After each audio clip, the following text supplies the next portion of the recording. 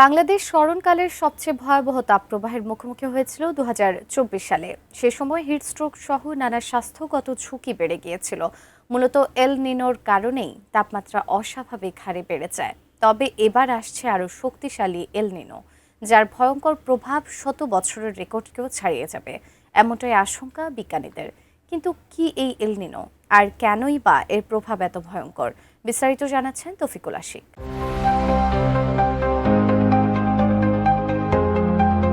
ঋতু পরিবর্তনের স্বাভাবিক নিয়মে গ্রীষ্মের প্রস্তুতির মাঝেই এলো ভয়ঙ্কর আবহাওয়া পরিবর্তনের খবর।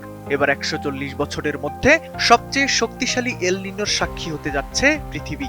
প্রশান্ত মহাসাগরের মধ্য ও পূর্ব অংশে সমুদ্রের উপরিভাগের পানি যখন স্বাভাবিকের চেয়ে অন্তত ০.৫ ডিগ্রি সেলসিয়াস বেশি উষ্ণ হয়ে ওঠে, বিজ্ঞানের ভাষায় তাকেই বলা হয় এল নিনো।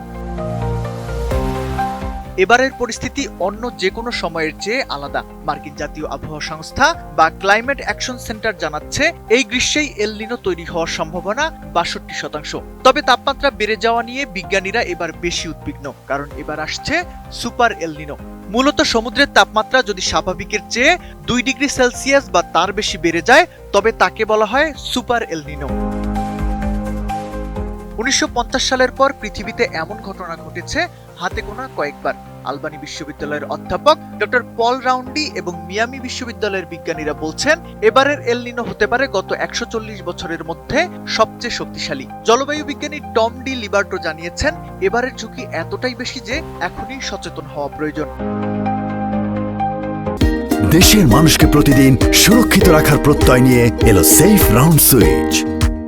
সুপার এল নিনোর ফলে একদিকে যেমন অস্ট্রেলিয়া, ভারত, দক্ষিণ আমেরিকা এবং আফ্রিকার কিছু অংশে দেখা দিতে পারে তীব্র খরা আর দাবদাহ, অন্যদিকে যুক্তরাষ্ট্রের দক্ষিণাঞ্চল এবং মধ্য এশিয়ায় হতে পারে নজিরবিহীন ভারী বৃষ্টিপাত। ২০২৪ সালে বাংলাদেশ, ভারত, ফিলিপাইন ও থাইল্যান্ডের উপর দিয়েও এই এল নিনো বয়ে গেছে। ২০১৫ সালে সুপার এল নিনোতে ইথিওপিয়ার ভয়ঙ্কর খরা আর পুয়ের্তো রিকোতে তীব্র পানির সংকট তৈরি হয়েছিল। নানা ধরনের স্বাস্থ্যগত ঝুঁকিতে পড়েছিল সাধারণ মানুষ। কলোরাডো বিশ্ববিদ্যালয়ের গবেষকরা বলছেন, এই খরা কাটাতে যে পরিমাণ বৃষ্টি দরকার হবে তা অনেক ক্ষেত্রে বন্যার রূপ নিয়ে জানমালের ব্যাপক ক্ষতি করতে পারে।